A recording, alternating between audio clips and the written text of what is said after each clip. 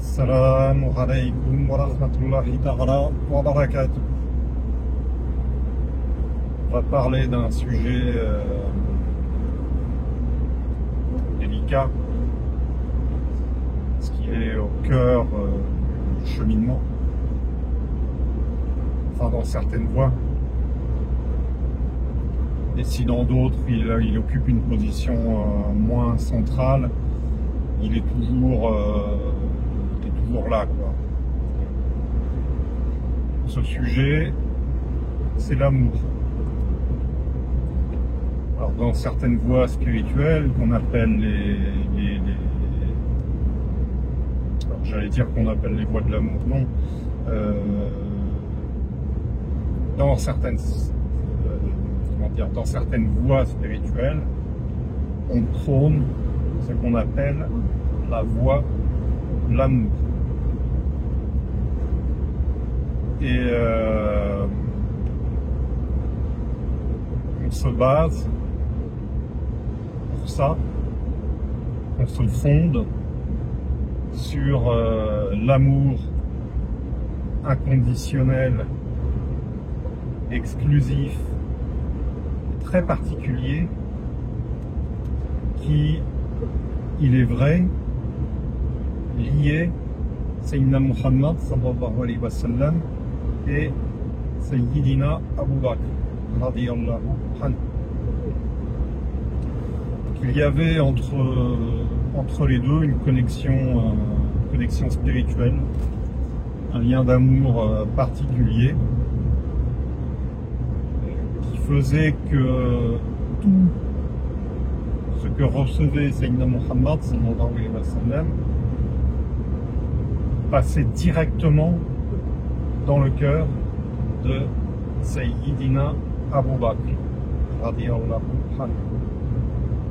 En fait, Sayyidina Abu Bakr radiyallahu anhu était la doublure sur terre de Sayyidina Muhammad sallallahu alayhi wa sallam. Et on peut même dire que c'est Sayyidina Abu Bakr qui, par ce lien particulier, par sa compréhension qu'il avait de Sayyidina Muhammad sallallahu alayhi wa sallam, par ce qui passait entre les deux, c'est Sayyidina Abu Bakr radiyallahu anhu qui a été le lien entre Sayyidina Muhammad sallallahu alayhi wa sallam et l'humanité et le reste des hommes. Parce que ce que portait Sayyidina Muhammad sallallahu alayhi wa sallam était tellement fort que il fallait, pour le transmettre aux hommes, un relais qui soit à la fois lié à Sayyidina Muhammad sallallahu alayhi wa sallam, ce qui était le cas de Sayyidina Abu Bakr, et à la fois lié à l'humanité. C'est-à-dire que Sayyidina Abu Bakr radiyallahu anhu avait cette particularité d'avoir un pied dans le monde Sayyidina Muhammad sallallahu alayhi wa sallam, qui était ni plus ni moins que le domaine divin, et d'avoir un pied dans le monde matériel. Et c'est par Sayyidina Abu Bakr radiyallahu anhu que la lumière de Sayyidina Muhammad sallallahu alayhi wa sallam a pu se transmettre à l'humanité et circuler de cœur à cœur dans l'humanité. Donc le rôle de Sayyidina Abu Bakr radiyallahu anhu, il est fondamental et déterminant. Et on peut même dire, j'ai écrit des articles là-dessus, je vous renvoie à mon blog, on peut même dire que Sayyidina Muhammad sallallahu alayhi wa sallam n'aurait pas pu fonctionner sans Sayyidina Abu Bakr radiyallahu anhu. C'est-à-dire que quand Allah subhanahu wa ta'ala a créé Sayyidina Muhammad sallallahu alayhi wa sallam, il avait nécessairement prévu un Sayyidina Abu Bakr radiyallahu anhu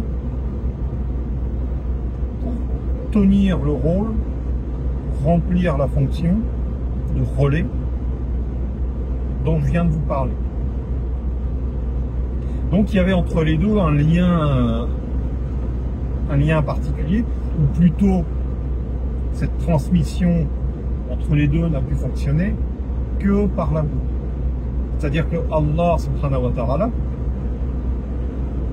a mis dans le cœur de Sayyidina Abu Bakr radiyallahu anhu un amour inconditionnel qu'il n'a pas mis dans le cœur des autres compagnons, qu'il n'a pas mis dans le cœur de Sayyidina Omar, qu'il n'a pas mis dans le cœur de Sayyidina Ali, qu'il n'a pas mis dans le cœur de Sayyidina Uthman. Cet amour que Allah Azzawajal a mis dans le cœur de Sayyidina Abu Bakr était unique et exclusif. Ça, il faut bien l'avoir en tête, il faut bien en être conscient. Donc, quand certaines voies spirituelles s'appuient sur ce qu'elles appellent la voie de l'amour, c'est en référence à cette relation très particulière et très spécifique et unique entre Sayyidina Muhammad sallallahu alayhi wa sallam et Sayyidina Abu Bakr radiyallahu anhu. Cette relation, elle était tellement spécifique et exclusive que quand se révèle, se manifeste un héritier du prophète sallallahu alayhi wa sallam, il y a nécessairement dans son entourage un Sayyidina Abu Bakr radiyallahu anhu. Du moins, il y a une personne, il y a un mouride, il y a un disciple, il y a un frère qui va remplir ce rôle par volonté d'Allah. C'est-à-dire que de toute éternité, Allah a désigné pour chaque wali son Abu Bakr. Comme il a désigné pour chaque wali son Omar, son Uthman, son Ali, etc. etc., etc. L'histoire se répète, ce sont des cycles. Alors, pourquoi j'insiste là-dessus? C'est pour bien vous faire comprendre que Allah, subhanahu wa ta'ala, n'a mis pour chaque wali un amour exclusif dans le cœur d'un seul homme. Pas de deux, pas de trois, d'un seul homme. Dans l'entourage de chaque wali, il n'y a qu'un Sayyidina Abu Bakr. C'est-à-dire qu'il n'y en aura qu'un qui aura cette capacité d'amour exclusif et inconditionnel. Les autres, on aura beau faire tout ce qu'on voudra, se plier en quatre, on n'aura pas cet amour. On ne l'aura pas parce que Allah subhanahu wa ta'ala ne l'a pas décidé. Tout ça, c'est déterminé, c'est prédéterminé par Allah subhanahu wa ta'ala. Quand on vous dit il faut aimer le shir, etc., oui, bien sûr qu'il faut aimer le shir, mais tout en étant conscient que, avec la meilleure volonté du monde, on ne l'aimera jamais, on ne pourra jamais l'aimer, à moins que Allah en ait l'ait décidé, on ne pourra jamais l'aimer autant que Sayyidina Abu Bakr radiyallahu anhu aimait Sayyidina Muhammad sallallahu alayhi wa sallam. Alors est-ce que ça veut dire qu'il ne faut pas aimer le shir? Mais bien sûr que si, il faut aimer le shir. Mais dans la mesure de la capacité d'amour que Allah subhanahu wa ta'ala a mis dans notre cœur.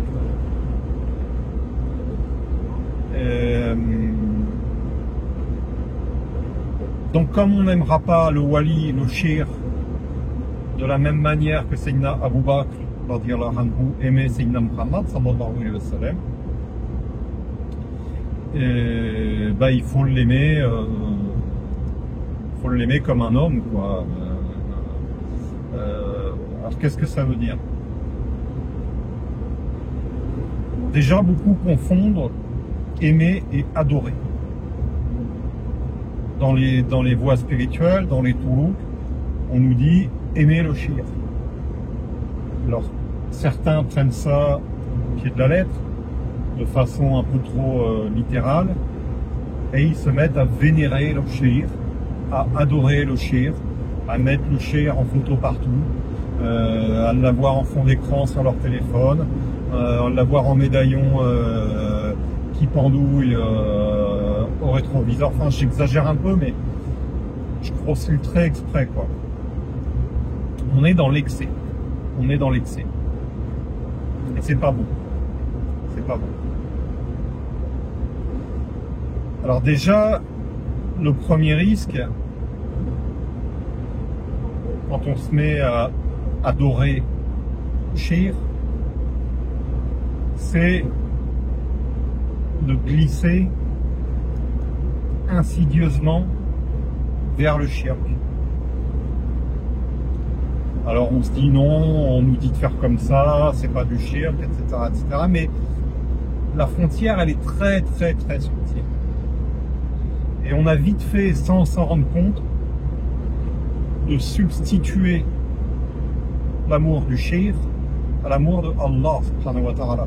C'est-à-dire que l'amour du shir va effacer et supplanter l'amour de Allah. Or, on y reviendra après, on ne doit aimer le shir que par Allah et pour Allah. On doit toujours avoir ça en tête. Alors on nous dit qu'il faut aimer le shir pour le shir. Oui, mais aimer le shir comme un homme, en tant qu'homme, avec tout ce que ça implique. C'est-à-dire l'aimer. Le shir, c'est un homme comme vous et moi, avec, on va pas se mentir, avec certaines faiblesses, avec certaines failles, même si elles sont réduites au minimum. Même un wali réalisé conserve une part d'ego, conserve une part d'identité personnelle, conserve une part de faiblesse humaine. C'est comme ça.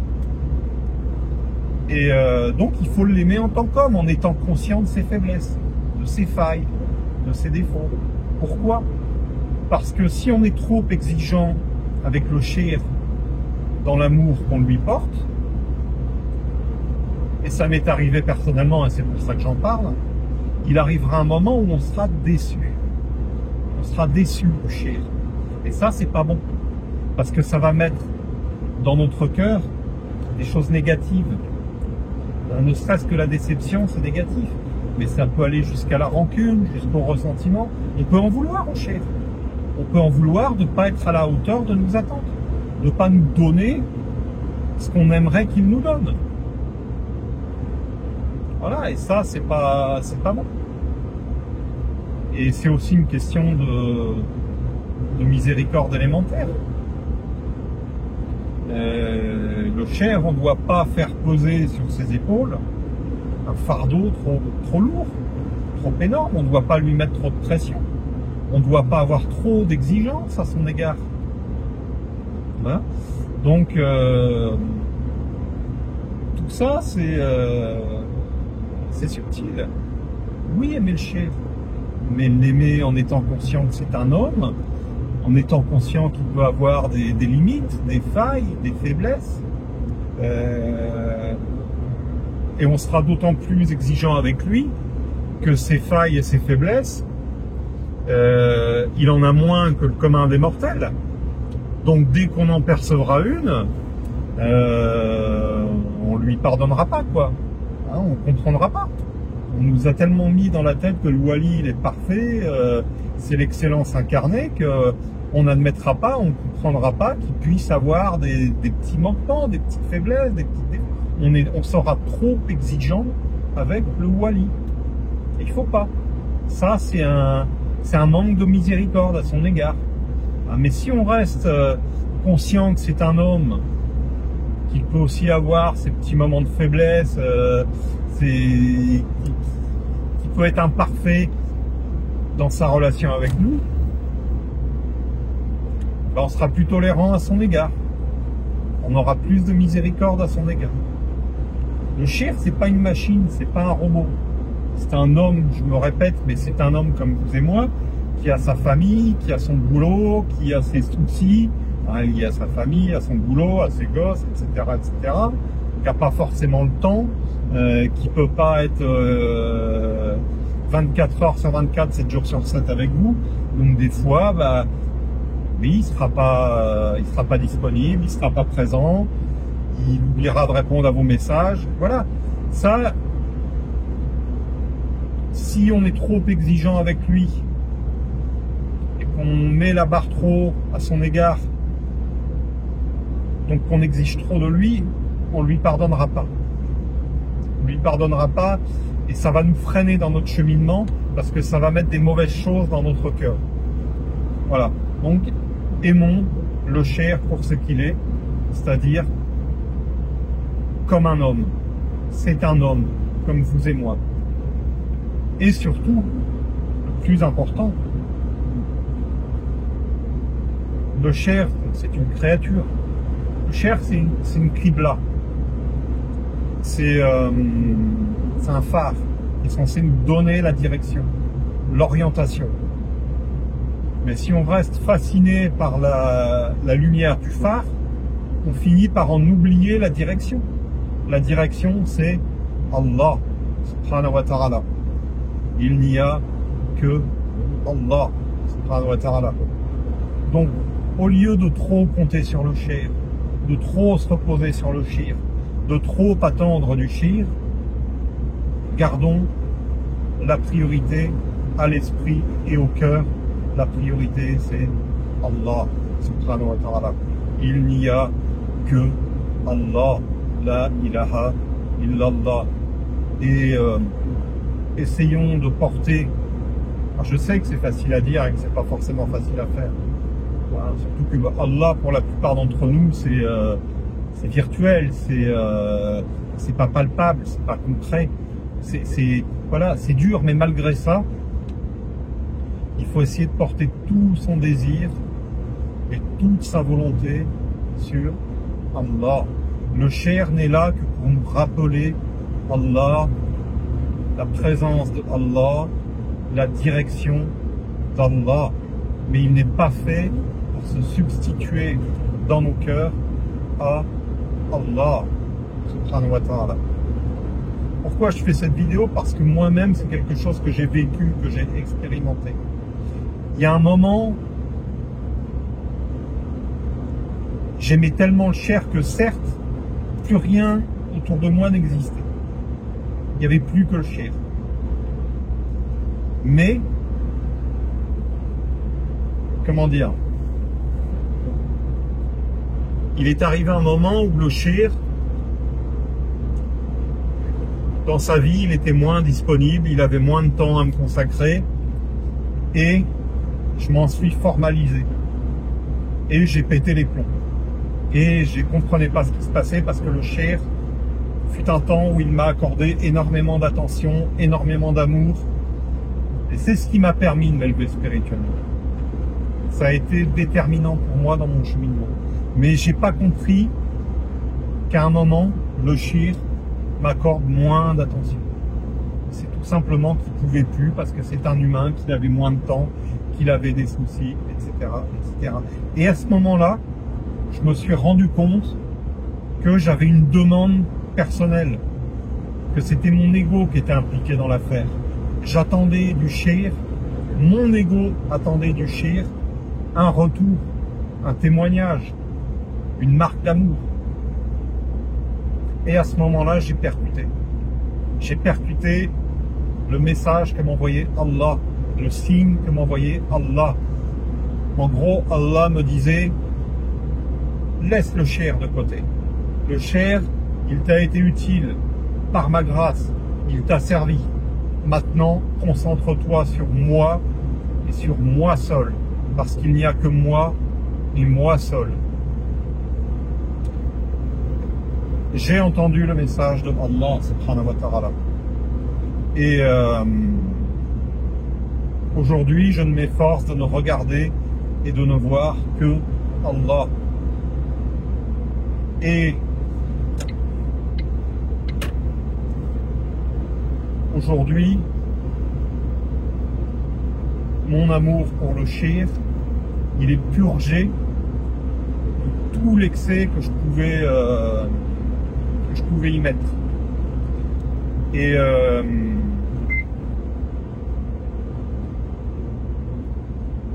aujourd'hui, j'ai pour lui, je l'aime comme il est. Je ne peux pas ne pas l'aimer. Voilà, j'ai eu un moment où j'ai peut-être eu des mauvaises pensées, j'ai peut-être eu un peu de ressentiment, mais sans rentrer dans le détail, il est arrivé un moment où j'ai compris que mon amour pour cet homme, il était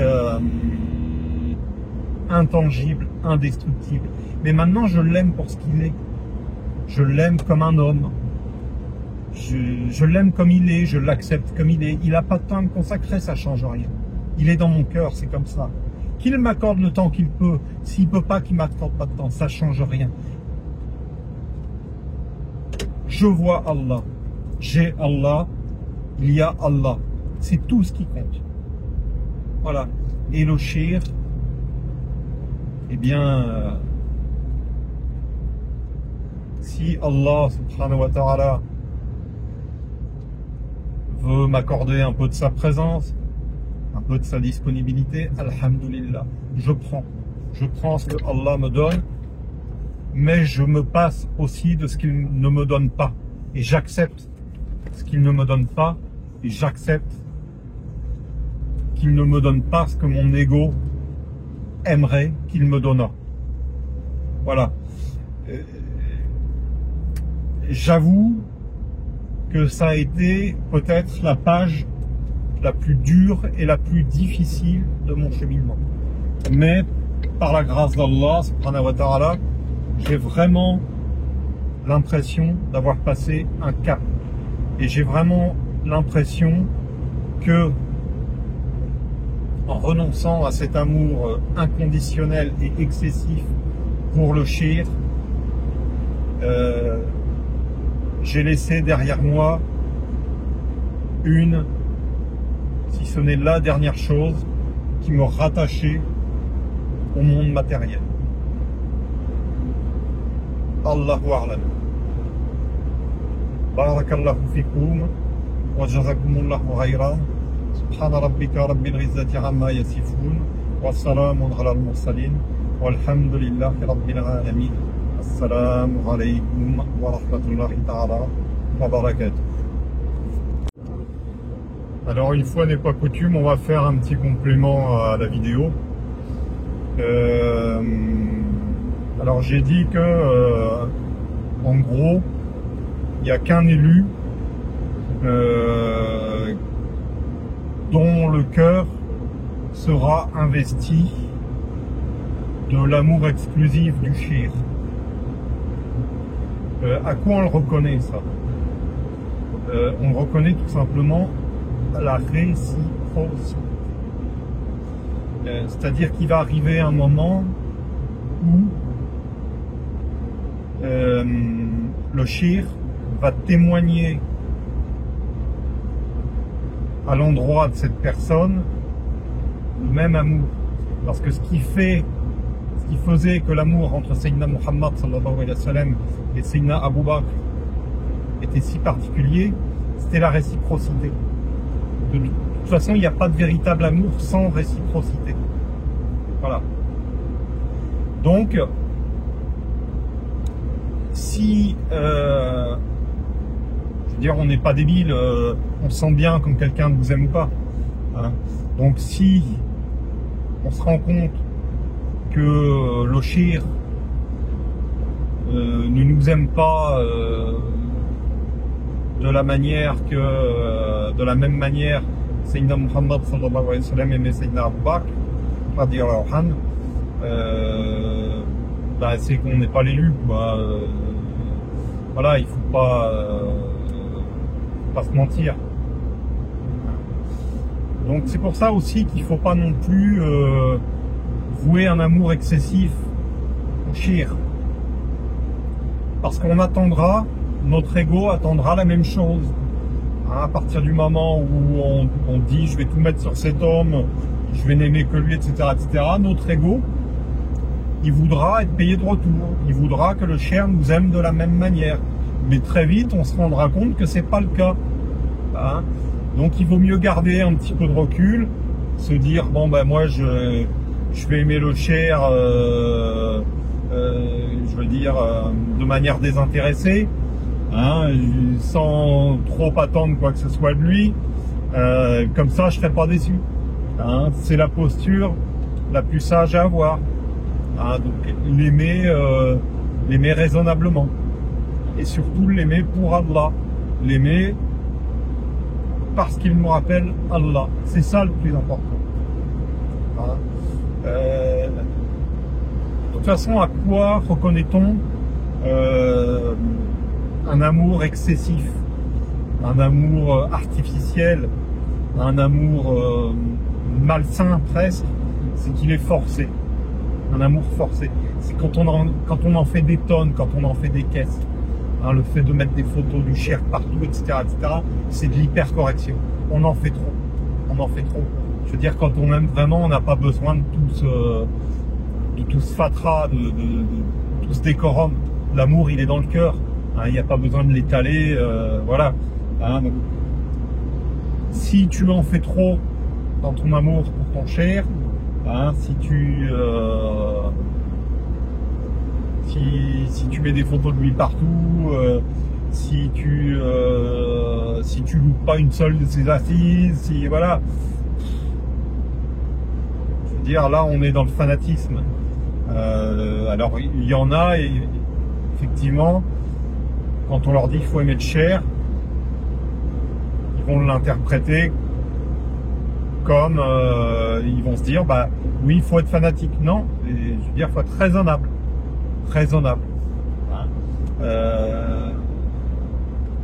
toute façon, tu ne pourras pas aimer le shirk plus que ce que Allah subhanahu wa ta'ala permet.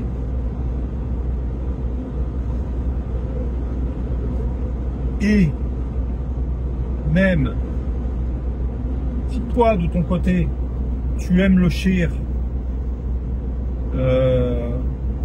en secret, sans être ostentatoire, si tu es sincère dans cet amour et que le shirk ne te paye pas de retour et que t'as pas